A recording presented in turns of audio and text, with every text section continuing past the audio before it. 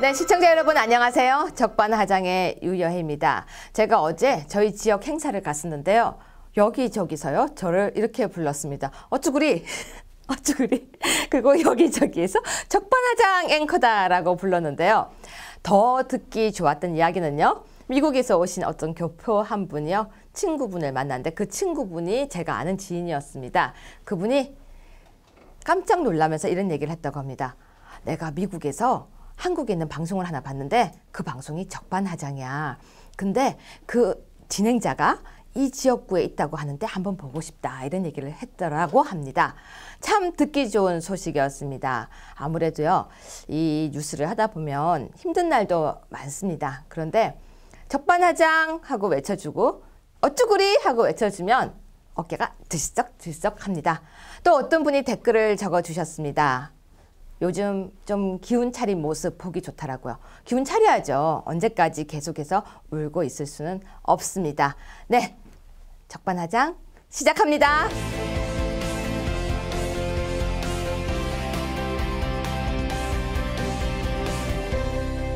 네, 오늘 어쭈구리 코너에서는요. 여러분 이번 청문회에서 많은 모습을 배웠던 분을 모셨습니다. 강효상 의원님이십니다. 안녕하세요. 네, 안녕하십니까. 의원님 핸드폰 괜찮습니까? 뭐 작동이 잘 안 됩니다. 근데 이게 옛날 핸드폰 아니잖아요, 그렇죠? 그렇습니다. 그래도 조금 옛날 버전이긴. 정말 알뜰하세요. 네. 아니 이렇게 깨진 걸 그대로 쓰고 계셨어요? 네, 제가 좀 게을러서요. 게으른 게 아니고 알뜰하신 거 아닙니까? 근데 핸드폰이 요즘 작동이 잘 안 된다고 하시더라고요, 저한테. 네, 지금도 보시다시피 여기가 999 플러스하고 이게 지금 뭐 이거 보십시오. 제가 못 빨간 게 제가 이거 못 읽은 거지 않습니까? 자, 잠깐만요. 이걸 앞으로 좀. 예. 아니 지금 핸드폰이 왜 이런 거예요? 청문회 과정에서 문자 폭탄을 받았죠. 그 말로만 듣던 그 누가 그랬더라? 유명한 사람들만 받는다는 문자 폭탄입니까? 왜 우리 유 교수님도 받으시잖아요. 저는 댓글 욕만 받고 있습니다. 댓글 욕. 그리고 가끔 실실 그리고 웃지 마라. 핸드폰 번호가 안 털리셨구만요. 털린 적도 있는 것 같은데, 그래요? 예, 털린 것도 있는 것 같은데요. 댓글에 그러니까 문자에 들어오는 욕은 주로 이런 거예요. 못생겼다. 그럴 리가 있겠습니까? 네 얼굴 보기 싫다. 그리고 네 목소리 자다가 들릴까봐 기분 나쁘다. 이건데 제가 잠깐만 보겠습니다.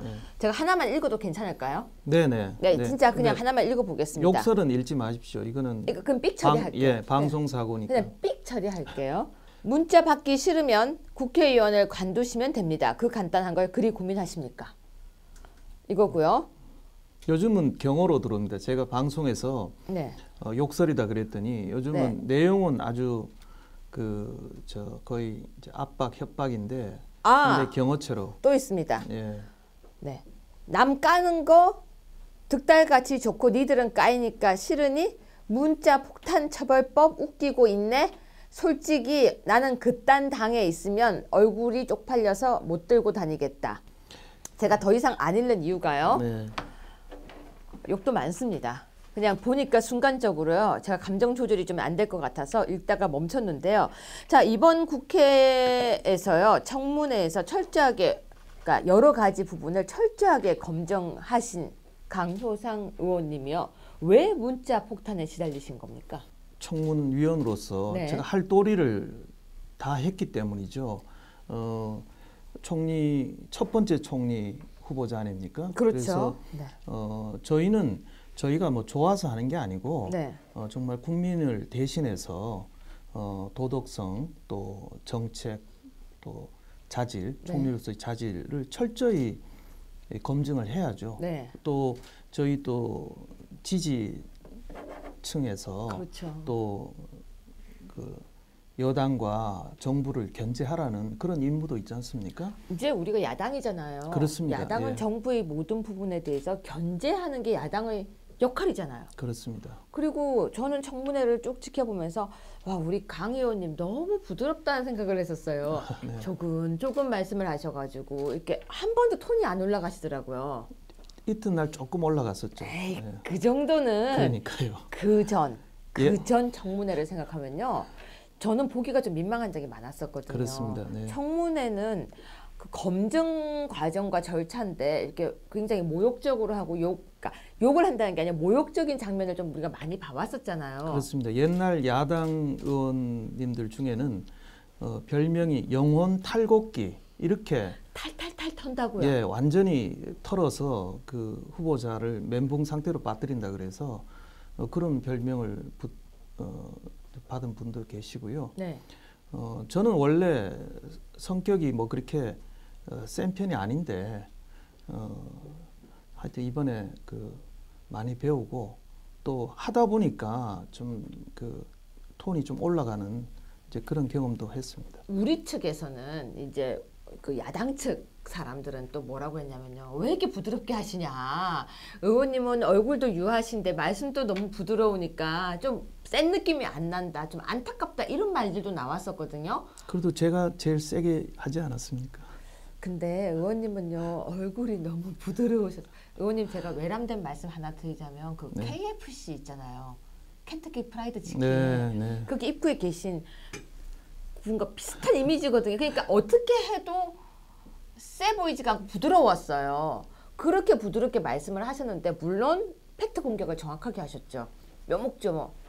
근데 사람들이 볼 때는 왜 답답하다고 했냐면요. 그쪽에서 너무 말도 안 되는 그전 야당 시절일 때는 잣대를 대다가 이번에 자꾸 바꾸니까 사람들이 화가 나서 좀 더 해주세요라고 부탁했던 것 같아요. 제가 맞습니다. 볼 때는. 우선요. 워낙 자료 제출이 부실하고 네. 계속 그 미루고 그랬기 때문에 저희가 기자회견에서 네. 자료 제출을 촉구하고 자료 제출이 이루어지지 않으면 저희가 연기를 할 수도 맞아요. 있다, 네. 보이콧 할 수 있다 이렇게 얘기했는데도 거의 제대로 된 자료가 들어온 게 없었습니다. 그래서 네. 저희가 정말 고민 끝에 저희가 또 청문회 당일 아침까지 자료 제출을 촉구를 했습니다. 네. 그런데도 제대로 안 이루어졌는데 다만 저희가 또 여기에 날짜를 늦추고 또 보이콧을 하면 새 정부 출범에 또 발목 잡는다. 또 이런 비판이 걱정이 돼서 네. 저희가 일단 들어가서 네. 국민들 앞에서 저희가 따질 건 따지자. 이제 이런 저희 입장이었고요. 네. 정말 이번에 제가 모두에도 그 네. 방송에서 얘기했습니다마는 여야가 완전히 바뀌어서 네. 과거에 그렇게 물어뜯던 그 민주당이 네. 이번에는 정말 푸들처럼 네. 정말 그 얌전해졌고요. 아니 저희는 예. 푸들이 얌전한 건가요? 아, 그런가요? 저희는 정말 그 숨어있던 야성을 네. 계속 그 정말 찾아내고 발굴하고 네. 노력하고 해서 네. 이제는 야당의 모습을 이제 점차 갖춰가는 것 같습니다. 네, 그런데요. 경대수 의원님 이야기를 안 할 수가 없습니다. 갑자기 검색어에 간질 이게 떴어요. 네. 그 저는 그 당시에 그냥 우연히 핸드폰을 딱 보다가 이건 또 뭐지라고 했었는데 자 옆에서 바라보실 때 어떠셨습니까? 저도 간질로 병역 면제를 그 아드님이 받으신 줄 몰랐습니다. 그런데 둘째 날 아침에 네. 우리 경 의원님 간사셨죠. 오늘 신상 발언을 하겠다고 말씀하시는 거예요. 그래서 그 아들 병역 문제를 밝히겠다. 그래서 제가 처음에는 말렸습니다. 의원님 그게 좋은 게 아닌 것 같습니다.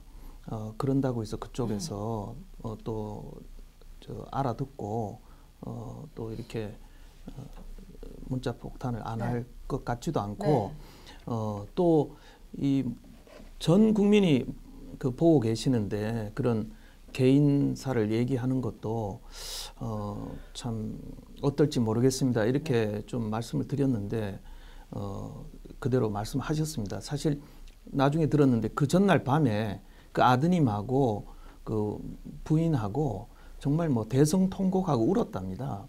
너무 이 가족사가 이 털리고 신상이 털리고 공격을 많이 받아가지고 정말 가정이 정말 뭐 깨질 정도의 그런 위기가 찾아왔답니다. 그래서 직접 본인이 정말 깨알같이 써가지고 그렇게 오셨더라고요. 근데 의원님 간질이라는 병이요. 그게 되게 심각한 병이잖아요. 저는 어릴 때 학교에서 가끔 본 적이 있었는데 네. 그게 순간적으로 발작을 일으키면 군대를 갈 수가 없는 상황이잖아요. 그럼요. 저희가 가끔 보죠. 그쵸. 그거는 정상적인 군대 생활이나 그런 업무하기에 큰 지장이죠. 근데 장가도 안 간 젊은 아들이라고 하더라고요. 예, 예. 아니 어떻게 이렇게 청문회 앞에 선 사람이 아닌 다른 사람에게 피해를 보는 일이 이번 청문회에서 발생을 한 겁니까? 예, 저도 정말 깜짝 놀랐고요. 그런데 더 참 놀라운 것은 네. 그날 아침에 이제 경 의원님이 그 말씀을 이제 청문회에서 하신 다음에 네. 오후에 또 저한테 전혀 상황이 개선되지 않고 있다. 전혀 그래도 개선이 안 돼요? 예, 오히려 문자 폭탄이 더 오면서 네. 이제는 뭐라고 그러냐면은 이제는 그 아들을 네. 공개적으로 내세워서 신체 검사를 받게 해라. 아니 지금 누가 왜 이런 상황이 벌어지는 거예요 네, 지금? 그렇게 문자 폭탄을 보내는 거죠. 그래서 네. 너무 가슴 아파하시더라고요. 아, 그래서 저도 가슴이 너무 아팠어요. 네. 보면서. 정말 이번에 문자 폭탄이 뭐 탄핵 때도 당해봤습니다마는 정말 어떤 누가 정말 지휘나 조정을 하는 것 같아요. 제 경우도 몇 가지 팩트를 이렇게 엮어서 아주 가짜 뉴스를 만들어냅니다. 과거에 반기문 총장이 퇴주잔 가짜 뉴스를 네네. 만들듯이 이렇게 엮어가지고 이렇게 퍼뜨리면 수천의 문자 폭탄들이 거의 비슷한 그런 내용으로 그렇게 문자가 오고요. 그래요? 순식간에 또 숫자를 보면 순식간에 100통, 200통짜리가 들어옵니다. 그리고 또 제가 이제 청문회에서 이게 욕설이 많다 그랬더니 아까도 말씀드렸지만 그 다음에는 경어체로 바꿔서 내용은 거의 협박 수준의 이런 식의 문자 폭탄이 오는 것을 보면서 정말 이것은 굉장히 조직적이고 참 이건 정말 디지털 문화를 이용한 하나의 정말 협박, 테러다. 이런 것을 정말 심리적으로도 굉장히 정말 이 공격을 받는다는 느낌을 받았고요. 저희가 저도 80년대 대학을 나왔는데 그때 저희가 데모할 때 뭐 80년대는 다 데모는 한 번씩 하지 않습니까? 그때 데모가 운동가 중에 무릎 꿇고 죽느니 죄송합니다. 무릎 꿇고 사느니 서서 죽겠다 이런 내용의 운동권 노래가 생각이 나는데 정말 이런 문자 폭탄에 내가 이 정상적인 업무를 정말 수행하는 것을 정말 이렇게 위축이 돼서는 되겠느냐. 더 어떻게 그걸 극복하고 좀 투지를 내야 되겠다. 더 어떻게 보면 더 투지가 일어나는 그런 걸 경험했습니다. 근데 스트레스 많이 받으시죠? 제가 살이 1kg가 더 빠졌습니다. 1kg 이상이 빠졌고요. 그 며칠 사이에요? 그렇습니다. 하루 이틀 사이에. 물론 뭐 자료 준비하고 뭐 이번에 자료가 제대로 안 와서요. 저희 보좌관들이 밤새 인터넷을 찾았습니다. 셀프로 찾은 거네요? 그렇습니다. 예, 여러 가지 이렇게 페이스북이나 이런 것을 찾아가지고 그렇게 검증 자료로 활용을 했는데요. 정말 자료 보고 분석한 그런 것도 있지만 네. 정말 문자 폭탄 스트레스 네. 이런 것 때문에 살이 빠질 지경이었습니다. 의원님 근데 이건 잠깐 이 얘기는 꼭 하고 넘어가야 될 것 같은데요. 네, 네. 문자 폭탄이 이렇게 심하게 오는 부분에 대해서 우리가 뭔가 제재가 이제 필요하지 않을까요? 저도 법조인들한테 물어보니까 네. 정보통신보호법에 관해서 네. 이 조항을 적용할 수 있는 근거가 있답니다. 그러니까요. 예. 네. 그리고 좀 더 조직적이고 또 욕설을 동원하고 네. 저도 좋습니다. 건전한 제안, 건전한 비판은 저도 얼마든지 수용할 자세가 돼 있는데 네. 그런 욕설 같은 것은 또 그다음에 일시적으로 네. 정말 조직적으로 대량의 문자 보내는 거 이런 것은 좀 이렇게 앞으로 새로 법을 만들어서 좀 이렇게 규제하는 좀 방법을 저희가 강구를 해야 될 것 같습니다. 그러니까 법안을 발의를 해야 될 것 같고요. 예. 제가 볼 때는 예. 저도 이제 국회에서 법제실에서 법제관으로 근무해본 경력이 있기 때문에 네. 이 내용은 충분히 법안 발의가 돼야 될 것 같고요. 그렇습니다. 이제 디지털 시대에 새로운 폭력, 그 새로운 현상이죠. 그렇기 이건 때문에 SNS 폭력이거든요. 그렇습니다. 그래서 우리가 발빠르게 거기에 대응하는 입법이 이루어져야 된다고 봅니다. 아까 보니까요. 네. 한 사람이 한 뭐 50개씩 이렇게 보낸 문자가 있는데요. 네네. 아예 규정을 해서 몇 개 이상으로 딱 하면은 똑같은 동일 번호에서 몇 개 이상 하면은 그걸 처벌할 수 있도록 네. 뭔가 있어야 될 것 같고요. 또 네. 하나는 더 지금 여기에 들어와 있는 문자들 중에서 네. 악질적으로 지금 여러 개 수십 개가 반복된 게 제 눈에 아까 보이더라고요. 네네네. 그런 건 지금이라도 고소를 좀 하시는 게 어떨까 싶어요. 제가 우리 방에 네. 변호사랑 상의를 해보겠습니다. 하십시오. 네. 그래야지만 이렇게 고소를 해서 엄중히 대응하는 모습을 보여야지만요. 제가 볼 땐 더 이상 하지 않을 것 같습니다. 원래요. 강자에겐 더 강하게. 약자에겐 약하게거든요. 이렇게 강하게 말도 안 되는 방식을 할 때는 강한 방식으로 우리 법의 테두리 안에서 할 수 있는 방식은 하는 게 좋지 않을까 싶습니다. 네. 그럼 이어서 딴 질문 하나만 더 할게요. 네. 이낙연 총리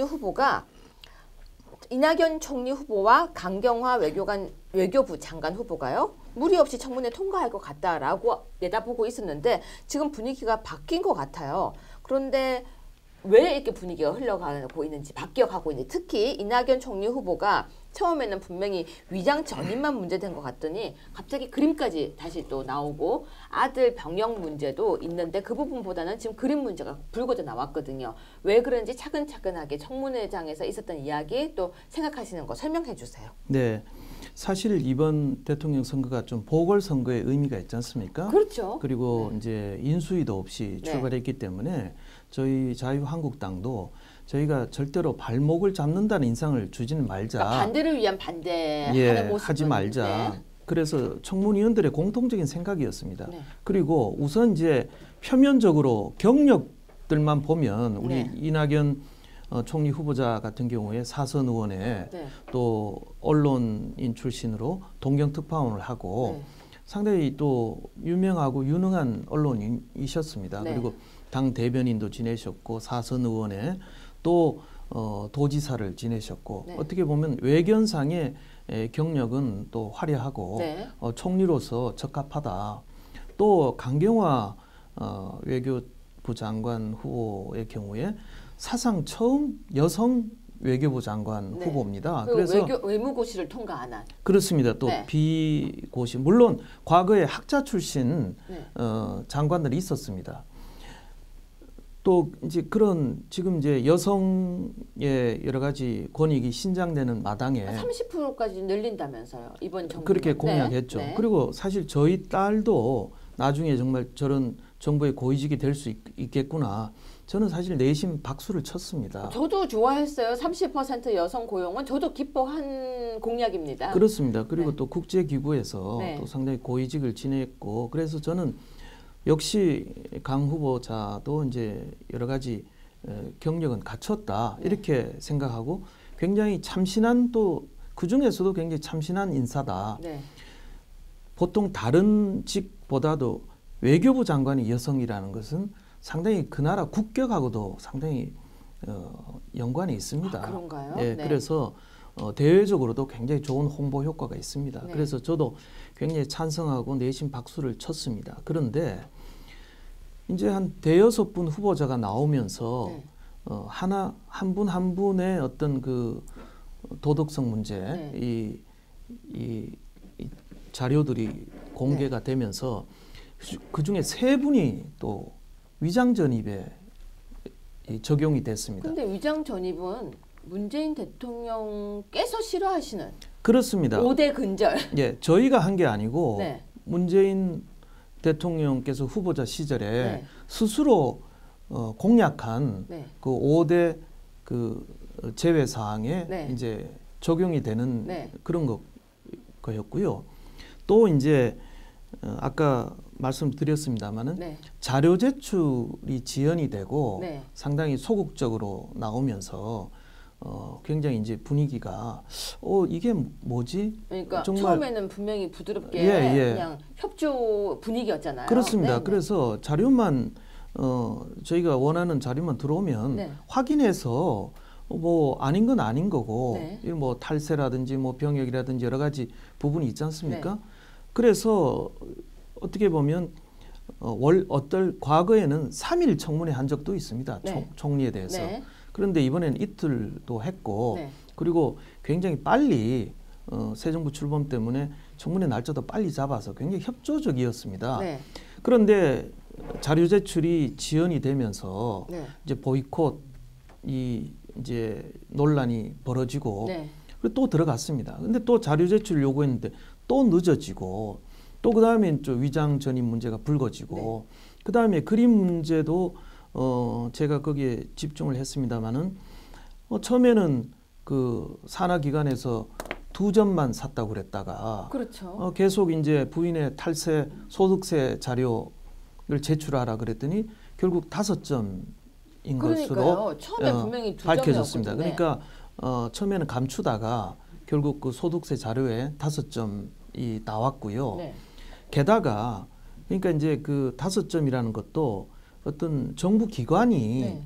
샀기 때문에 이제 겨우 찾은 거죠. 자료를 공개한 것이고 개인이 몇 점을 샀는지는 끝내 공개를 안 했습니다. 그럼 그렇다면 결국은 그 부분에서는 진실성 부분에서 그렇습니다. 결국은 금이 같다고밖에 볼 수가 없어요. 그렇습니다. 네.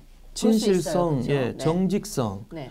그러니까 우리 고위공직자로서의 어떤 과거의 어떤 정말 그 우리 국민의 눈높이가 낮을 때 저질렀던 그런 비위는 어떻게 보면 진솔하게 사과하고 시인하면 뭐 저희도 사실 부끄러운 게 많지 않습니까? 원래 뭐 털어서 먼지 안 나오는 사람 없다라고 하죠. 그래서 정말 대승적으로 저희가 이해를 할 수 있었는데 자꾸 이렇게 무슨 뭐 이렇게 양파 까듯이 또 뭐 하나 저희가 찾아내면 시인하고 찾아내면 시인하고 이런 식으로 되다 보니까 아까 말씀하신 대로 청문회에 대하는 태도 또 그 자세 또 진실성 정직성 이런 거에 대해서 저희가 좀 걱정을 하고 우려하기 시작을 한 거죠. 일단 협조 부분부터 문제가 삐그덕거렸군요. 그렇습니다. 네, 그런데요. 강경화 장관 후보자는 좀 이상한 게 나와요. 세금도 안 내고 있다가 갑자기 세금을 다시 냈고 자녀에 대한 부분 그리고 자녀의 이중 국적이라고 이야기하고 있지만 사실은 미국 국적을 가지고 있고 또 위장 전입을 했는데 그 위장 전입도 지금 묘한 게 뭐 지금 하나하나 밝혀지고 있어요. 국민의 의무도 다 안 하고 실정법 위반까지 했는데 셀프로 위장 전입을 이야기했다라고 해서 지금 그냥 넘어가기에는 조금 사건이 커지는 것 같습니다. 네, 강경화 장관 후보자도 참 안타깝게도 그렇게 되면 이제 세금 탈세 부분 또 위장 전입 두 가지가 있고 그리고 자녀의 국적 문제. 그러니까 또 이 자녀 국적이 또 외교부 장관이기 때문에 또 이제 이게 더 걱정이 되는 부분이 있습니다. 그래서 이제 뒤늦게 뭐 세금도 내고 그다음에 또 위장 전입의 이유가 이게 또 이제 나중에 밝혀지겠습니다만은 예를 들어서 어떤 좋은 학교에 진학하기 위해서다라는 것이 밝혀졌을 때 사실 이번에 최순실 사태 겪으면서 특례 입학에 대한 어떤 국민적인 눈높이가 굉장히 높아지고 또 비판이 있지 않습니까? 그래서 사실 이 걱정이 됩니다. 그래서 정말 저희 당이나 또 국민의당, 바른정당도 다 지금 요구를 하고 있습니다만은 청와대가 스스로 공약한 기준을 깼기 때문에 대통령께서 좀 진솔한 설명과 사과를 하시면 직접. 그렇습니다. 왜냐하면 직접 인사도 발표했잖아요. 그럼 직접 그 부분도 해명할 필요성이 있겠죠. 그래서 이것은 소통의 문제입니다. 정말 대통령께서 지금 박수 받는 게 정말 세월호 유가족들을 이렇게 보듬어 주시고 많은 어려운 사람들 찾아가서 소통을 하고 계시지 않습니까? 이런 경우도 야당이나 또 많은 국민들이 정말 그 부분에 대해서 대통령의 진솔한 얘기를 듣고 싶어 하거든요. 그렇죠. 저는 그것이 바로 소통이다 이렇게 생각합니다. 오늘부터 이제 청문회가 시작이 됩니다. 나온 보도와 자료들을 보니까 네. 이분께서 굉장히 이제 대북 협상에 상당히 주역이셨어요. 네. 그런데 과거에 임동원 국정원장이 네. 대북 협상에 전면에 나섰다가 네. 상당히 그 부작용이 많이 났지 않습니까? 네. 결국 그 햇볕 정책의 부작용으로 북한의 네. 핵과 미사일만 이렇게 만들어준 결과 네. 또 대북 송금 사건, 불법 사건이 벌어져서 네. 여러 가지 정치적인 큰 사건으로 비화된 이런 점이 이제 걱정이 되는 거죠. 네. 그래서 국정원장이 이 대북 협상에 이렇게 전면에 나서는 거 거기에 대해서 이제 많은 우려들이 있습니다. 또 하나는 여러 가지 도덕성 면에서 어떤 뭐 KT라든지 또 삼성으로부터 고액의 자문료를 많이 받았는데요. 저는 그 고위공직자가 은퇴해서 그렇게 많은 자문료를 받을 경우에 그러면 다시 공직으로는 안 오셔야 된다고 생각합니다. 그 후배들한테 물려주고요. 본인은 이제 좀 노후에 넉넉하게 이렇게 그러니까 정관 예우를 받았으면 그냥 예우 받고 계속 사시라는 거죠. 그렇습니다. 그래서 네. 많은 변호사들이 법무장관이나 검찰총장으로 못 오고 있지 않습니까? 그렇죠. 많은 돈을 받았으니까. 그렇습니다. 그리고 무슨 말씀인지 확 이해가 갑니다. 예, 그리고 부인께서도 상가가 여러 개가 있는데 네. 그 이유가 뭐냐 그랬더니 그 서훈 후보께서 노후 대비 네. 용이다 이렇게 예, 설명하셨어요. 그렇다면 노후 대비용으로 이렇게 재산을 이렇게 많이 비축을 하셨으면 그냥 그러니까 은퇴하셔서 후배들에게 좋은 자문해 주시고 국정원의 원로로서 이렇게 남는 것이 후배들이나 많은 분들 보기에 더 아름답지 않을까. 그래서 이런 것 같습니다. 종합적으로 봤을 때 문재인 정부가 물론 이 검증 기간이 짧은 것도 있습니다만 우선은 자기 진영의 사람들을 좀 많이 쓰겠다라는 생각이 있으신 것 같아요. 그것은 사실은 우리 보수 진영이 배워야 할 점입니다. 네. 저희 보수 진영들은 그동안 자기 편도 못 챙겨줬지 않습니까? 그런데 이번에 보면 또 검증을 또 피해야 될 분들은 또 청와대에 또 대거 포진을 했습니다. 너무 예. 아주 정리정돈을 너무 잘해서 그래서, 우리가 공격할 수 없게끔 해놨어요. 예, 그래서 지금. 청와대 분들은 이제 청문회를 피해서 아주 어떻게 보면 머리에 해당하는 청와대에는 또 자기 진영에 그런 분들을 쫙 포진을 하고 이 행정기관에는 조금 중도적이고 뭐 좀 업무 경험이 있는 분들로 이렇게 집행하는 그런 구조로 이렇게 했습니다. 그렇게 되면 또 청와대가 굉장히 더 비대해집니다. 그리고 행정부는 그야말로 그냥 청와대의 명을 집행하는 그런 기구에 불과한 이런 상황이 될 텐데요. 그만큼 자신들의 이념과 철학을 반드시 정말 이 국정에 반영해서 정말 뭐 과거에 저 보수를 불사르겠다 이런 뭐 얘기들도 많이 나왔지 않습니까? 네. 정말 그동안 보수 정부가 만들어 놓은 여러 가지 업적들을 정말 뒤엎겠다. 또 뭐 4대강 감사 그런 의지가 정말 눈에 보입니다. 그래서 네. 이번 인사에 그런 내용을 저는 그렇게 분석을 하면서 다만 정말 뭐 자기 진영을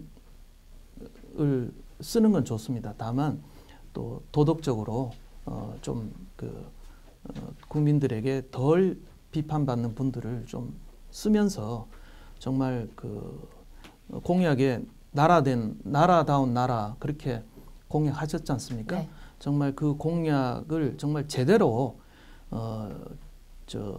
지켜주시는 게 필요하다. 그러니까 진보 진영을 위한 나라가 아니고 온 국민을 위한 나라. 그런 나라를 꼭 좀 만들어 주셨으면 좋겠습니다. 네, 지금 이 이낙연 국무총리 인사가 어떻게 되는지 결과에 따라서 나중에 나와서 한 번 더 이제 마무리 말씀 좀 해주세요. 네. 이제 아직까지 통과된 건 아니지 않습니까? 네. 자, 시청자 여러분, 지금 방금 말씀하셨던 거 들으셨습니까? 우리 모두를 위한 대한민국 국민을 위한 나라가 되어야 하는데 지금 걱정스럽게 흘러가고 있는 것 같습니다. 이번 청문회는요, 굉장히 쉽게 지나갈 것 같아서 모두가 그냥 관심이 없었는데요. 갑자기 파면 팔수록 새롭게 나오는 게 있습니다. 우리 자유한국당의 의원님들은요, 이번에 정말 잠도 안 자고 청문회 준비를 하셨고요. 아직 지금 통과된 거 아니죠? 네네. 네, 아직 통과 가능성에 대한 것도 지금 미정인 거죠. 그렇습니다. 오늘 또 의총도 열어야 네. 되고요. 네. 또 대통령께서 또 어떤 말씀을 하실지 그것도 좀 지켜봐야 될 것 같습니다. 그 뒷이야기는 다음에 나와서 네, 세트로 좀 묶어서 해주십시오. 알겠습니다. 그리고 야당은 야당답게 하지만 멋있게 계속 해주세요. 알겠습니다. 네, 열심히 고맙습니다. 하겠습니다. 네, 감사합니다.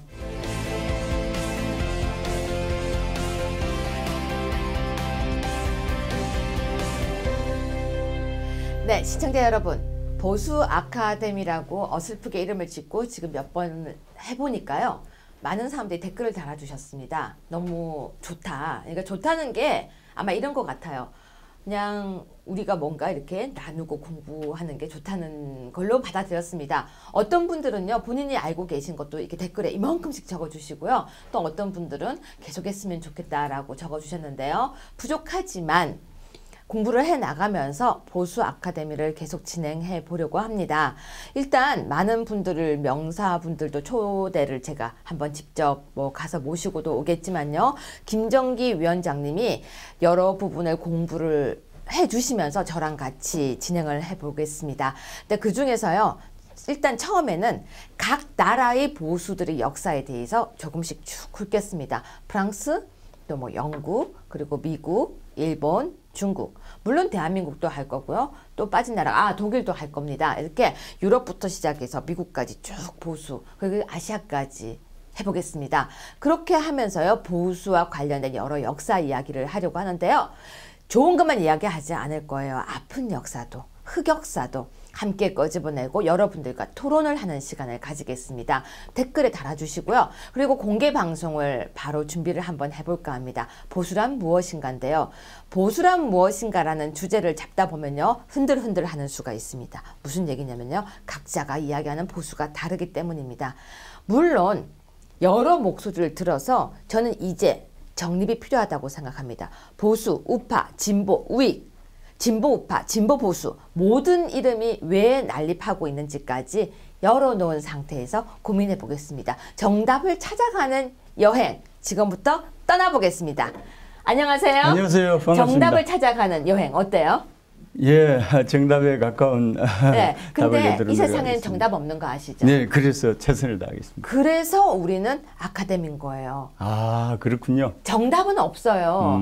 그런데 누구나 생각하는 게 다르지만 그 생각들을 듣고 모으고 그리고 그에 대한 토론을 하는 거 굉장히 건전한 시간들 아닐까요? 좋은 것 같습니다. 우리가 한번 열어봅시다. 예. 부족하지만 열심히 따라갈게요. 예. 네, 자, 프랑스 여행을 가신 적이 언제였어요? 그때가 1985년도입니다. 일주일 동안 파리에 있으면서 거의 반무전여행 했죠. 저보다 연세가 훨씬 많으시군요.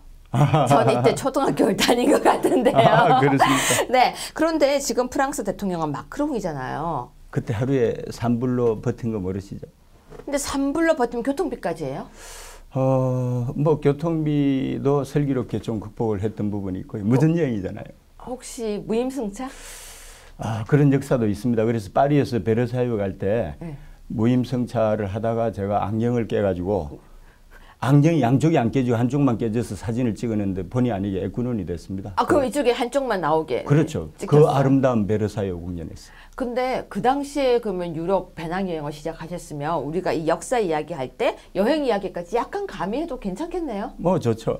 다 가능하시죠? 네, 저희 거의 다 다녀봤으니까요. 네, 그럼 계속해서 이어서 들어가겠습니다. 네. 자, 프랑스 들어갑니다. 네. 프랑스 지금 현재 마카롱이 아니죠? 마카롱이면 암기가 좀 쉬울 텐데 자꾸 마크롱이라고 하니까 좀 어렵죠? 저는요, 크롱크롱 아세요? 크롱크롱. 들어봤습니다. 그 만화 주인공 같이 생각이 나는데 네. 마크롱 대통령이 77년생이에요. 네, 알고 근데 있습니다. 부인은? 한 25년 연상 아닌가요? 부인이 25년 연상이래요. 그러니까요. 프랑스는 이런 거에 대해서 별로 거부감이 없다라고 알고 있었는데도요. 네. 부인한테 문자 폭탄이 가고 있대요. 아, 그렇습니까? 예, 근데 저는 이걸 질투인 거라고 생각합니다. 그럴 수도 있죠. 네. 그런데 프랑스는 좌우 구분이 아주 정확한 뚜렷한 나라라고 하는데요. 프랑스의 보수를 오늘 한번 보겠습니다. 네. 자, 저번에 말씀하셨는데 프랑스 혁명 이후에 프랑스에서 좌우 진보 보수 개념을 정의를 그럼 깔끔하게 한번 내려봐 주세요. 프랑스에서. 네, 사실은 네. 프랑스에서 이제 이 좌우 개념이라는 게 네. 시작한 게 어떻게 보면은 1789년에 프랑스 혁명이 이제 일어났잖아요. 네. 나고 이제 1기 3년 동안은 사실은 입헌군주제 성격으로 갈 가능성이 많았어요. 그게 몇 년도경이죠? 1789년부터 1991년까지인데요. 네. 그래서 이제 그때 국민의회가 소집이 됐고, 네. 그래서 처음에는 이제 분위기가 좀 좋았는데, 네. 1992년부터 95년까지 이제 급진파가 잡기 시작하는데, 네. 그래서 이제 뭐 92년부터 95년까지는 국민공회인데요. 네. 어쨌건 그 최초의 이 제헌의회에서 네. 뭐 자리 배치 그러니까 의자. 예, 조금 이 우파 성향을 지닌 사람을 오른쪽으로 네. 좌파 성향을 지닌 사람을 왼쪽으로 배치한 데서 시작이 된 거고요. 그래서 우파 좌파. 그렇죠. 의자 위치에서. 예. 네. 그리고 또 거기에 소속된 사람들이 보니까 조금 보수적이고 네. 조금 진보적이고 다시 의자 말하면 오른쪽에 앉은 사람들이 좀 더 보수적이고, 좀 더 보수적이고 왼쪽이 좀 더 진보적이었다. 네, 그러니까 이 삼부회라는 게 있었는데요. 네. 제1계급이 이제 더 컬러지라고 해서 성직자 계급이고, 네. 제2계급이 더 노빌리티라고 해서 귀족 계급이고, 네. 제3계급이 이제 더 부어주아지 앤 페준출이라고 해서 우리로 네. 치면은 평민 계급이에요. 평민. 네. 그런데 이제 우리가 주목해야 될 거는 이 평민 계급도 상층하가 있는데, 네. 평민 계급의 상층부가 소위 말하면은 이 상공인 중에서 네. 성공한 기업가들, 네. 그 다음에 이제 고급 이 행정가들, 뭐 그 다음에 이런 사람들이 상층보고요. 중층이 이제 자본주의의 꽃이라고 하는 전문가 집단이 있죠. 네. 변호사나 의사나. 아, 중청 뭐 기업 그 계급에 들어가는 예, 거죠? 하층에서 중이죠. 네. 상중하에서. 네. 그러면 중위, 의사, 그렇죠. 변호사. 예, 전문직. 상이 아니군요. 그러니까 상중하에서 하중에서 중이에요. 잠깐만요. 그렇게 낮아요? 네, 그렇습니다. 아, 상중하에서 하에서 중위. 제1계급이 성직자 계급이고요. 네. 제2계급이 귀족이잖아요. 네. 제3계급이 평민계급인데 그렇죠. 평민계급의 상층부는 말씀드린 대로 성공한 상공인 네. 이 부르주아죠. 예, 부어주아지하고 그다음에 고급 행정가들이 네. 들어가고 중층이 이제 자본주의의 총알인 변호사, 전문직 의사. 종사, 예, 교수 뭐 이런 지식분자들 예. 이 중층에 들어가고 하층이 노동자하고 야, 농민이었습니다. 이렇게 들으니까 갑자기 되게 하층인이네요. 이거 그냥 생각할 때는 별로 개념 없이 들었는데 그렇죠. 상중하, 하중에서 상중, 중 이렇게 하니까 그렇죠. 하중이죠. 하중. 네. 아니, 정말로 개념 없이 듣고 있었거든요. 네. 오, 프랑스는 정말 확실한 계급 사회입니다. 그 당시에는 계급 사회였고요. 그래서 이제 사실은 최고의 기득권 세력인 이제 그 성직자 계급하고 네. 귀족 계급을 타파한 거잖아요. 네. 타파하면서 왕은 그대로 뒀는데 네. 왕이 이제 이 다른 나라로 몰래 망명을 가려고 하다가 체포가 됐어요. 네. 그러면서 그게 몇 이제 년경이죠?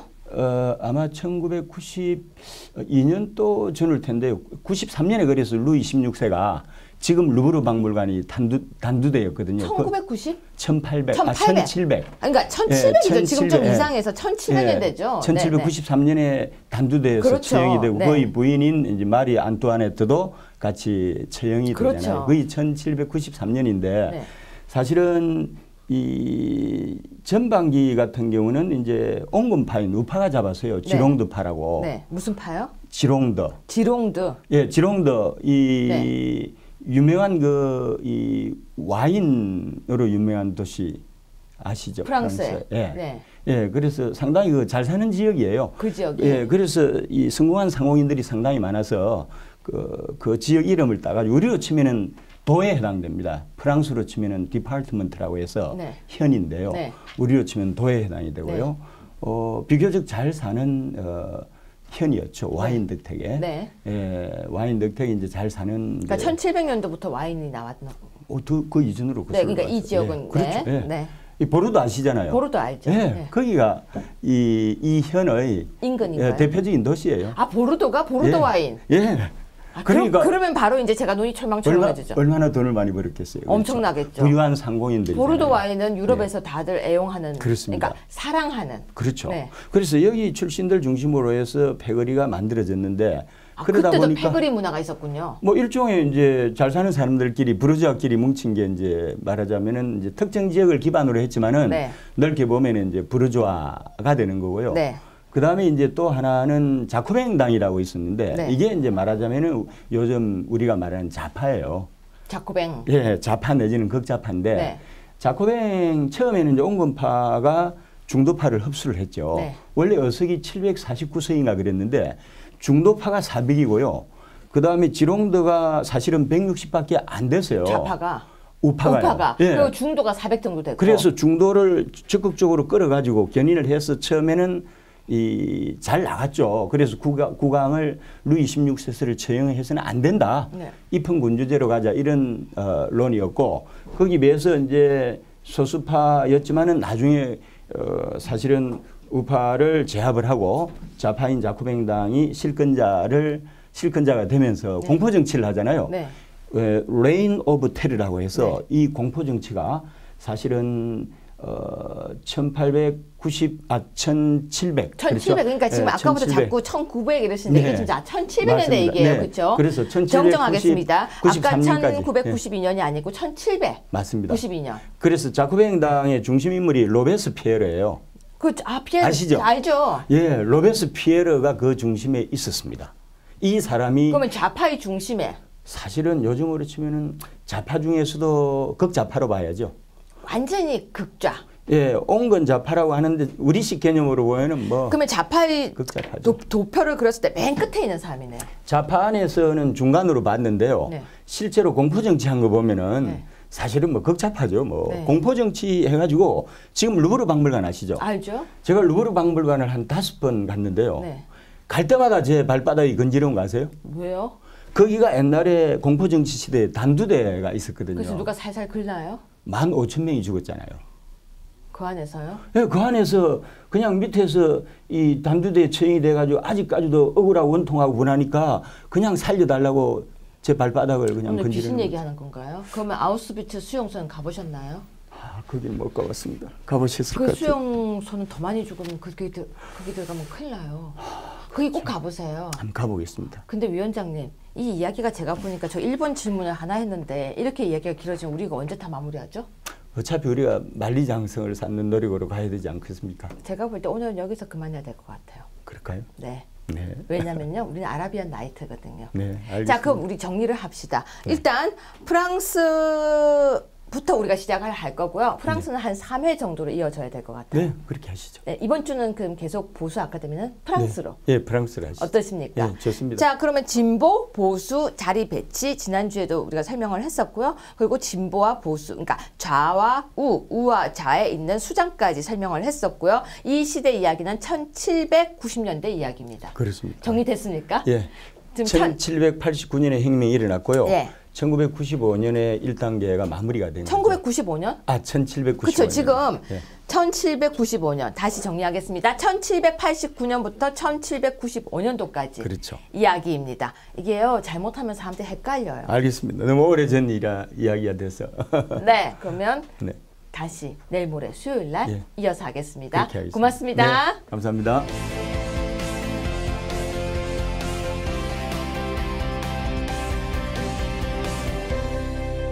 네, 뉴스 이면을 들여다보고 콕콕 찍어보는 뉴스 완전 정복 시간입니다. 오늘은 이경환 변호사님과 함께하겠습니다. 변호사님 안녕하세요. 안녕하세요. 네, 오늘 다양한 뉴스 저와 함께 해주세요. 예. 네, 첫 번째 뉴스입니다. 바로 여기 보시면요, 한국일보인데요. 극성 문파 때문에 정치 이야기 안 할래요입니다. 대통령을 비판했다가 적폐에 몰리고 동성애 싫다고 했다가 비난받았다는 기사 내용인데요. 최근에 이낙연 국무총리 후보의 부인이 위장 전입과 아들 병역 면제 의혹을 제기했다가 문파들한테 문자 폭탄 2,000통을 받아서 휴대폰이 마비되었다라고 하는 자유한국당 의원들도 있었습니다. 그런데 이에 대해서 25일 날 김어준 그러니까 방송 진행하고 계시죠. 문자 폭탄을 자제할 필요가 없다고 본다. 유감이라고 생각하면 앞으로 정치하기 힘들 거다. 욕을 하는 게 아니라 내가 원하는 방향으로 정치를 끌고 가는 거다라고 문바들을 옹호했습니다. 이게 바로 문바들의 생각이라고 합니다. 문바라는 용어는요, 우리가 쓰는 게 아니라 지금 공공연하게 신문부터 시작해서 다 사용하고 있는데요. 보시면 청문회 문자 폭탄에 김어준 자제할 필요 없어. 유감이라고 생각하면 안 돼라고 기사가 이미 나와 있습니다. 변호사님, 예. 문자 폭탄을 보내가지고요. 우리 예. 당 강효상 의원님은요. 핸드폰이 지금 거의 마비가 됐대요. 예, 예. 제가 아까 들여다보니까 그러니까 한 사람이 뭐 100개씩 이렇게 예. 보냈더라고요. 예. 이거 어떻게 보십니까? 예. 가장 큰 문제는 그 보내는 사람들이 자신들이 잘못하고 있다는 걸 인식하지 못하고 있다는 겁니다. 방금 말했잖아요. 예. 방향으로 정치를 끌고 가는 거다. 그러니까요. 네. 본인들은 그것이 어떤 뭐 직접 민주주의 형태 뭐 이렇게 생각할지 모르겠는데 네. 전혀 그렇지 않고 그건 어느 폭력이 지나지 않습니다. 네. 보통 문자를 보내는 것은 받고 싶은 사람이 자기 전화번호를 줬을 때 아는 사람부터 문자를 받는 거지 모르는 사람으로부터 그와 같이 폭력적인 방법으로 수없이 많은 문자를 받는 것은 오히려 폭력에 해당되고요. 그건 실정법 위반일 수가 있습니다. 이거 처벌할 수 있습니까? 방법에 따라서는 처벌할 수가 있습니다. 고소 가능하죠? 고소 가능한 방법이 그러니까 보낸 내용이나 횟수나 이거에 따라서 충분히 가능하죠. 한 사람이 한 100개씩 보내면은 그거는 내용에 꼭 욕이 들어가고 아니요. 말고를 제가 떠나서 아까 잠시 봤는데요. 예. 심한 그 공격성 내용들이 자자자자작 적혀 있더라고요. 예. 제가 차마 입에 못 담는 건 무슨 얘기냐면요. 협박성 내용이 너무 무서워서 예, 예. 제가 또 겁이 많은 여자거든요. 그렇겠죠. 그래가지고 제가 지금 설명은 못하지만 이런 네. 내용들을 받게 되면 고소 가능한 거 그 아닙니까? 가능합니다. 예를 들어서 욕 같은 거라든지 어떤 협박이 들어가 있으면 그 자체로 문제가 되고요. 네. 욕이나 협박으로 보기 어렵지만 그것이 장기적이고 지속적으로 여러 건에 걸쳐서 계속 오게 되면 네. 그 자체가 또 폭력이 될 수 있습니다. 찢어 죽인다 이런 건요. 그건 당연히 그건 협박에 해당되기 때문에 걸어 다니지 못하게 하겠다. 예, 문제될 수 있습니다. 그렇죠. 그런 그렇습니다. 단어들은 분명히 문제될 수 있고 고소 가능한 내용이죠. 그렇습니다. 근데 지금 현행법에 이걸 처벌할 방법이 없다라고 이야기를 하고 있는데요. 그렇지 않습니다. 그렇죠, 변호사님? 당연합니다. 네. 누가 그런 말을 하는지 잘 모르겠습니다. 네. 자, 김어준 앵커께서는 잘못 설명한 것 같습니다. 이렇게 모든 걸 표현해서 여론을 조성해서 정치를 이끌어 가려고 생각을 한다면요. 그럴 것 같으면 국회의원 못하러 뽑습니까? 그냥 우리가 모두가 5천만 국민이 애기들도 문자를 가르쳐서 그렇습니다. 다 보내게 하면 되죠. 두 번째 뉴스 넘어가겠습니다. 자, 보시면요. 추미애 대표가 파견 당직자 일방적으로 돌려보내 이런 내용인데요. 기사 내용 한번 보겠습니다. 서울신문 기사인데요. 왜 자꾸 청와대와 추미애 대표가 이렇게 충돌을 하는지 한번 살펴보겠습니다. 10년 만에 집권 여당이 된 더불어민주당이 인사 문제를 놓고 청와대와 아슬아슬한 줄타기를 하고 있다. 25일 페이스북에도 이런 내용이 나왔는데요. 변호사님, 왜 자꾸 이런 내용이 나오고 있습니까? 결과적으로 모든 것은 보통 이제 새 정부가 들어서게 되면 네. 농공행상 과정이 있습니다. 네. 지난번에 말씀드렸는데 네. 결국은 자리는 적은데 요구하는 사람 많다는 이야기죠. 특히 이번에는 문재인 대통령께서 선거운동 하실 때 이번에 새로운 정권이 들어서게 되면 그는 문재인 정권이 아니라 민주당 정권이다라고 선언하지 않았습니까? 그렇죠. 그런 측면에서 보면 민주당 입장에서는 당연히 자신들의 어떤 노력, 자신들의 힘에 의해서 대통령이 됐다고 보고 있기 때문에 아무래도 당대표 입장에서는 자기를 지지해줬던 사람들을 많이 자리를 만들어주고 싶겠지요. 그런데 또 아이러니하게는요. 예. 여기 밑에 보이세요? 예. 임종석 추미애에게 장미꽃 주며 당과 소통. 추미애 아우 계속 사랑하겠다 이건데요. 이렇게 나갔는데도 왜 이렇게 삐그덕거릴까요? 지금 저 포옹 사진은 네. 그 이전에 아마 두 사람 사이에 불화가 있었다라는 것을 무마하기 위해서 아마 형식적으로 네. 뭐 실질적인 화해까지 본인들이 아니라 잘 모르겠고요. 네. 아무래도 그래도 집권당의 대표와 대통령 비서실장 사이가 그렇게 네. 안 좋은 형태로 가게 되면 국정을 제대로 이끌지 못하는 것 때문에 아마 저걸 화해 시도를 한 것 같은데 저 과정에서 농공행상 문제가 잠복해 있는데 그 문제를 제대로 해결하지 못하면 결국은 저 화해는 허구에 지나지 않습니다. 전 이유 알아요. 이래도 왜 이렇게 삐그덕거리는 소리가 나오는지. 예. 전 이유 안다고요. 여기 보시죠. 장미꽃 한 송이만 줘서. 그 장미꽃 한 송이는 사실 저 두 사람이 같은 대학 선후배사입니다. 네. 그래서 충분히 좋은 관계가 이루어질 수도 있죠. 그렇지만 어떤 현실적인 문제 때문에 아마 그런 불화가 있었다고 봅니다. 한 송이 주면 서운해요. 아, 그런가요? 그것 때문에 지금 계속 삐그덕거리는 겁니다. 예, 예. 자, 세 번째 기사 보겠습니다. 자, 이거 한번 보시면요. G7도 북의 강력 압박, 핵미사일 포기 안 하면 제재 강화. 주요 7개국 정상들이요, 최근 미사일 도발을 거듭하는 북한에 대해서요, 핵과 미사일 프로그램을 포기하지 않으면 제재를 강화하겠다고 강하게 압박을 했는데요. 이게 문재인 정부가 들어서고 난 뒤에 북한이요, 자꾸 미사일을 쏘고 있어요. 그렇습니다. 자, 이거 어떻게 보십니까? 예. 지금 그 문재인 정부가 들어오고 나서 오늘 또 미사일 발사가 있었죠. 네. 총 3번 발사 있었고요. 네. 이와 같은 북한의 태도를 본다면 결국 문재인 정부를 하더라도 자신들이 할 것은 그대로 가겠다. 즉 핵 개발이나 미사일 발사를 그대로 해서 결국 자기들이 원하는 것은 미국까지 도달할 수 있는 ICBM, 거기에 핵 개발을 장착할 수 있는 그런 미사일을 발사한 다음에 그걸 가지고 핵 억지력을 가지겠다. 네. 이 최종적인 목적에 대해서는 남한 정부가 어떤 정부가 들어오든 하더라도 네. 자기는 자기들 길을 가겠다라고 밖에 볼 수가 없고요. 네. 그렇게 본다면 그 과정에서 우리 서방 국가들, G7이라든지 이런 국가에서는 그것을 막기 위해서 노력을 할 텐데 중요한 것은 중국의 입장입니다. 중국이 불과 얼마 전까지만 해도 북한에 대해서 심한 압박을 가하다가 얼마 전 UN 안전보장이사에서는 오히려 입장을 바꾸지 않았습니까? 그 보면 아무래도 중국 입장에 따라서 저와 같은 부딪힘이 어디까지 갈지 알 수가 없게 되는 거죠. 저는 이것도 이유 알아요. 북한이 이거- 왜 자꾸 미사일 쏘는지. 아직 예. 뭘 제대로 안 줘서. 아, 그렇군요. 예. 네. 전 좀 약간 격떨어지는 평을 하고 있는 것 같습니다. 계속 이어서 가겠습니다. 자, 네 번째 뉴스입니다. 박지원.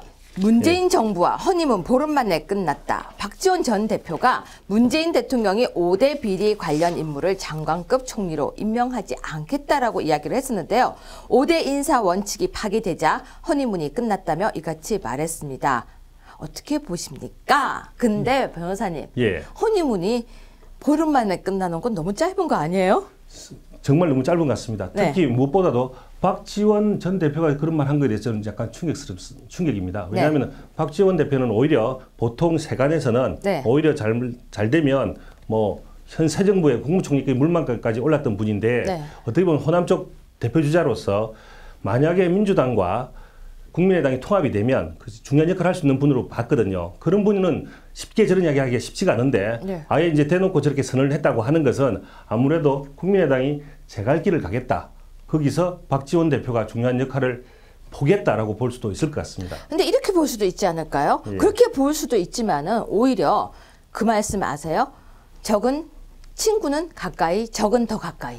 아, 그렇군요. 예, 그래서 박지원 전 대표가 이렇게 이야기를 하면 문재인 정부에서 안 되겠다 자꾸 쓴소리 하면 가까이 와라 하지 않을까요? 저만의 너무 억측인가요? 아니 그렇지 않습니다. 그럴 가능성도 있습니다. 네. 충분히 어떻게 보면 네. 박지원 전 대표 입장에서는 왜 박지원 전 대표가 뭐 정치구다 이러면서 실제로 그 많은 역량과 근데 왜 항상 9단이에요? 왜 1년이 지나면 10단으로 뭔가 올라가지 않고. 보통 이제 그 9단, 8단 이런 것들은 다 바둑의 호칭인데요. 그렇죠. 바둑에서 9단이 끝입니다. 그러니까 정치는 10단을 해야죠. 모르겠습니다. 아마 바둑 때문에 9단까지 같은데 그러니까 아마 이거는 바둑에서 얘기고요. 예. 정치는 1년 지나면 좀 올라가야지. 항상 제자리네요. 그렇습니다. 근데 어쨌든 간에 박지원 대표가 저런 말을 했을 때는 여러 가지 포석을 깔고 이야기했을 가능성이 높고 그러니까요. 그렇습니다. 그러니까 뭔가 또 다른 의도가 있을 수도 있지 않을까요? 예. 지켜봐야 될 것 같습니다. 예, 그러시죠. 그런데요, 허니문이 열흘?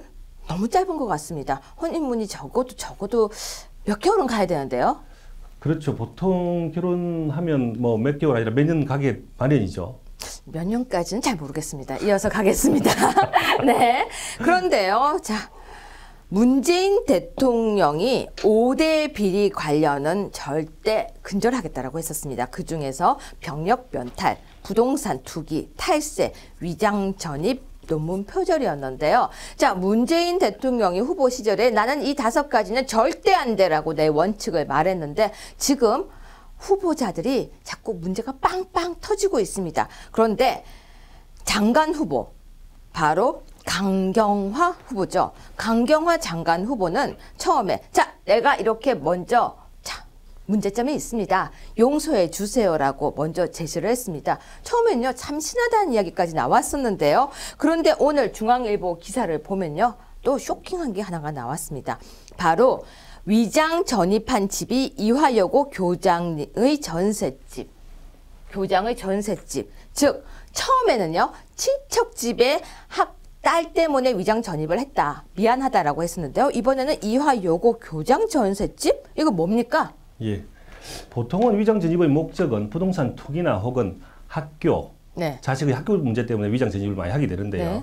아마 강경화 후보자는 딸의 학교 문제 있지 않을까 싶은데 네. 그걸 굳이 친척집으로 이야기를 했었는데 네. 굳이 그럴 필요가 있었는가 싶습니다. 처음부터 사실대로 밝혔다면 이와 같은 문제가 나오지 않았을 텐데 네. 처음에 뭐 해명을 한 것이 오히려 더 거짓이 되었기 때문에 여기에서 국민적 분노가 더 나타날 수 있을지도 모르겠습니다. 그런데요, 예. 저는 국민으로서 합리적 의심 하나만 하겠습니다. 그 딸은요, 장녀가 미국에서 1년간 고등학교를 다니다 이화여고에 전학을 했는데 1년간 친척집에 주소지를 뒀다라고 얘기를 했었거든요. 그렇습니다. 이화여고에 전학을 했어요. 그렇습니다. 그런데 이화여고 교장집에 갔어요. 그렇습니다. 뭐 그건 누구나 다 추정해 볼 수 있는 거 아니 뭐 아니겠습니까? 추정하지 말고요. 예. 오, 되게 대단해요. 교장 선생님 되게 좋은 사람 같아요. 이렇게 학교에 전학 오는 아이들을 위해서 자기 집을 이렇게 대신해주고. 예. 되게 참 좋은 교장 선생님, 어느 이화여고의 교장 선생님은요, 참 이렇게 박의 정신, 인류에 그리고 학생에 대한 사랑이 가득하신 것 같습니다. 얼마나 사랑이 가득하시면 외국에서 전학 오는 학생에게 내 집까지 예. 이렇게 대단하지 않을까요? 예. 뭐 그래도 그 명의상 주소지만 주는 거고 실제 살진 않기 때문에 그래서 위장 전입인데. 오, 살지 않아도요. 예. 변호사님은 집 주소 그렇게 막 빌려줘요? 전혀 빌려줄 수가 없습니다. 변호사님 의뢰인한테 빌려줘요? 그게 실정법 위반입니다. 그러니까요. 저 실정 얼마나 부분을- 사랑하면 실정법까지 위반해 가면서 그렇습니다. 본인이 이렇게 뭔가 법을 어기면서까지 학생을 사랑하는 마음. 예. 대단하지 않아요? 뭐 대단하죠. 예. 왜 말 더듬으세요? 뭐 더듬을 수밖에 없지 않습니까? 뭐 무슨 식으로 이야기를 하든지 간에 좀 저하고 다르게 이야기하실 것 같아서. 아니죠. 예. 변호사님 보실 때는 근데 이해가 가세요? 저거는 아마 그 네. 강경화 후보자가 실제로 위장 전입 목적이 이화여고에 딸을 보내기 위한 것으로밖에 볼 수밖에 없는 사정으로밖에 볼 수밖에 없는데 아마 뭐 저거를 달리 어떻게 설명할지는 아마 청문회에 나와서 설명을 들어봐야 되겠습니다. 계속적으로 하는 이야기는 모든 진실은 청문회에 나와서 얘기를 하겠다고 하니 그때 얘기를 들어봐야 되겠죠. 근데 제가 이때까지 뭐 제가 살아온 삶이 아주 길지는 않지만 살아온 삶에서 청문회 과정을 받았을 때 청문회에서 모든 걸 이야기하겠다는 사람치고 제대로 얘기한 건 본 적이 없어요. 예. 그 대부분 청문회 때 이야기를 하겠다는 이야기는 그 의도는 뭐냐면 대부분 그 전에 문제가 되어졌을 경우에 사전에 청문회 서기도 전에 낙마될 가능성이 높기 때문이죠. 네. 거기에 대한 분란을 더 일으키게 되고. 네. 근데 어쨌든 같이 매를 맞을 거면 당일 그 자리에서 쉽게 넘어갈 수 있는 방향을 찾아보겠다라는 차원에서 청문회 가서 얘기하겠다고 하는 것이 요즘 보통 후보자들의 입장입니다. 그렇군요. 예. 아무튼요. 만약에 딸이 학교를 위해서 전입을 했다면 이로 인해서 피해본 수많은 대한민국의 아이들이 있다는 거 잊어서는 안 될 것 같습니다. 그쵸, 변호사님? 그렇습니다. 네, 그 다음 뉴스 살펴보겠습니다. 자, 아까 위에서도 봤지만요. 계속해서 핵미사일 포기 안 하면 제재를 강화하겠다. 이런 내용도 나오고 있고요. 북한에서 미사일을 빵빵 쏘고 있고요. 또 이낙연 총리 후보는 아들 병역 문제, 부인 위장 전입에 부인의 그림까지 논란이 지금 계속되고 있습니다. 그리고 지금 강경화 위장 전입한 집은 이화여고 교장 전셋집 이런 기사까지 나오고 있고요. 5가지 5대 원칙을 말해놓고 지키지 않은 대통령한테 우리나라의 대통령에게 국민들은 본인의 원칙인데 왜 그러냐고 지금 나와서 이야기를 하라고 하고 있는데요. 우리 대통령 너무나 아름다운 모습입니다. 우리 PD님 이거 제가 들어드릴까요? 자, 변호사님이 사진 보셨어요? 봤습니다.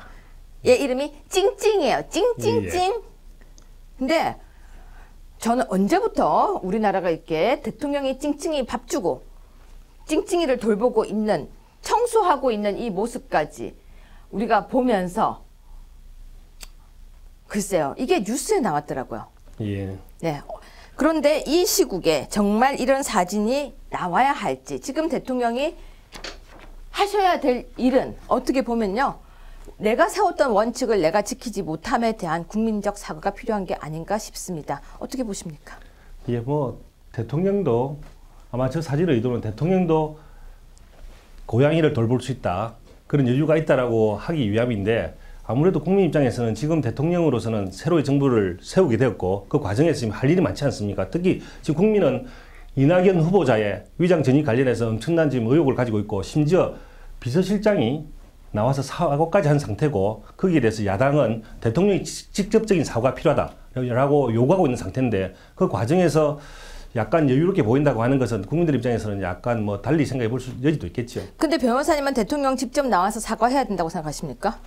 저는 그 적어도 대통령이 본인 입으로서 직접 5대 적폐를 5대 공무원 결격 요건을 이야기했기 때문에 네. 그 부분에 대해서는 본인이 직접 이야기 설명을 해야 된다고 생각합니다. 네, 저도 그렇게 생각합니다. 오늘 뉴스는 여기서 마무리하겠습니다. 변호사님 지금 빨리 회의 가셔야 되죠? 예. 고맙습니다. 감사합니다.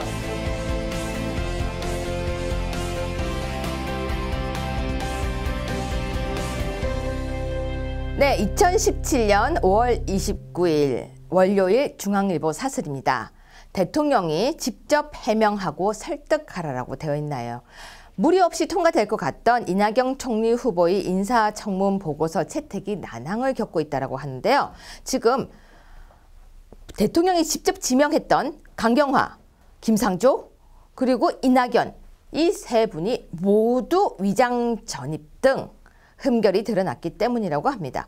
대통령은 분명 이렇게 말했습니다. 병역, 투기, 탈세, 표절 모두 위장 전입과 함께 5대 근절이라고 이야기를 했었습니다. 본인이 말을 했던 걸 초기에부터 삐그덕 하게 되면 국민들이 대통령 말을 믿고 싶지 않게 됩니다. 국민들 옆에서 소통하고요. 찡찡이와 끌어안고 소통하시는 우리 대통령. 우리 곁에서도 소통을 해주시기를 부탁드리겠습니다. 하나만 더 이야기하겠습니다. 종교인 과세가요.